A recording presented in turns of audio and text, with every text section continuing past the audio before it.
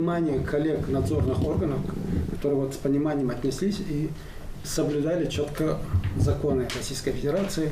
Вот поэтому это стало сегодня возможным. Итогами исследования индекса административного давления на ингушский бизнес за 2022 год собравшиеся довольны. Только за год Ингушетия поднялась на 64 строчки и оказалась на 18-й позиции. Таких результатов удалось добиться благодаря консолидированным усилиям региональных органов исполнительной власти, аппарата бизнес-омбудсмена и предпринимательского сообщества, отметили участники круглого стола. В первую очередь за счет увеличения профилактических мероприятий значительно сократились именно вынесение постановления по нарушению, которые были допущены предпринимателями, как правило, ограничиваются предупреждениями.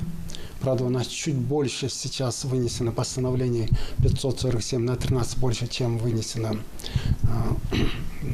за 2021 год. Работа по созданию благоприятных условий для бизнеса ведется непрерывно. Индекс административного давления рассчитывается Институтом экономики роста совместно с аппаратом бизнес-омбудсмена России. Снижение давления на бизнес в первую очередь помогает улучшить инвестиционный климат региона. Индекс административного давления на бизнес рассчитывается ежегодно. Данные составляются по итогам деятельности за год 9 ведомств, на долю которых приходится наибольшее количество проверок. Это Роспотребнадзор, Ростехнадзор, Россельхознадзор, Росприроднадзор, МЧС, Росздравнадзор, Ространснадзор и Федеральная налоговая служба. За расчет ведомствами берутся такие показатели, как доля предупреждений от общего числа наказаний, число предпринимателей, подвергнутых контролю и надзору, и штрафов, наложенных без проведения проверок. В режиме онлайн участие в круглом столе принимает и директор института имени Столыпина Антон Свириденко. Представители надзорных органов поделились результатами своей профилактической деятельности, с какими проблемами сталкиваются на практике. Количество нарушений, когда мы уже выходим, например, с какими-то мероприятиями с прокуратурой, сами мы только по обращению граждан туда, соответственно, выходим или по исполнению предписаний. Если выходим с прокуратуры, то нарушения выявляются всегда.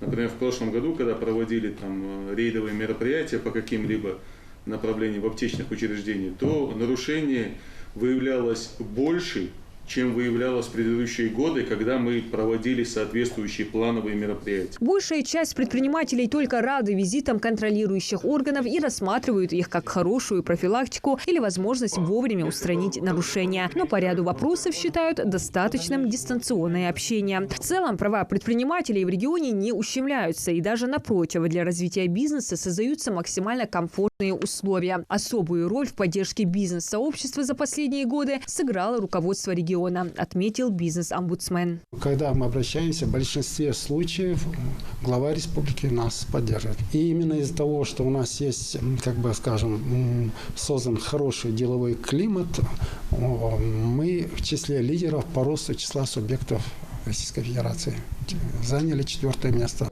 Уполномоченный по защите прав предпринимателей в Ингушетии отметил важность отработки индекса. Создание нового инструмента дало омбудсменам и заинтересованным органам власти новые ориентиры для снижения административного давления на предпринимателей.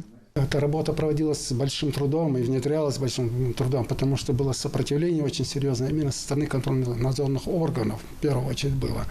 Но учитывая опыт работы, практику в других регионах, стран таких продвинутых, глава государства принял решение, дал команду это все исполнять, и это пошло, и все замечательно идет. В ходе круглого стола очередной раз отметили, что излишнее административное давление может привести к репутационному ущербу для субъекта предпринимательской деятельности. Поэтому вопрос снижения давления остается по-прежнему злободневным для бизнес-сообщества. Так, по итогам встречи предложили ряд мер для улучшения ситуации, в том числе увеличение профилактических мероприятий. Диана Дударова, Асхат Белакеев, Новости 24.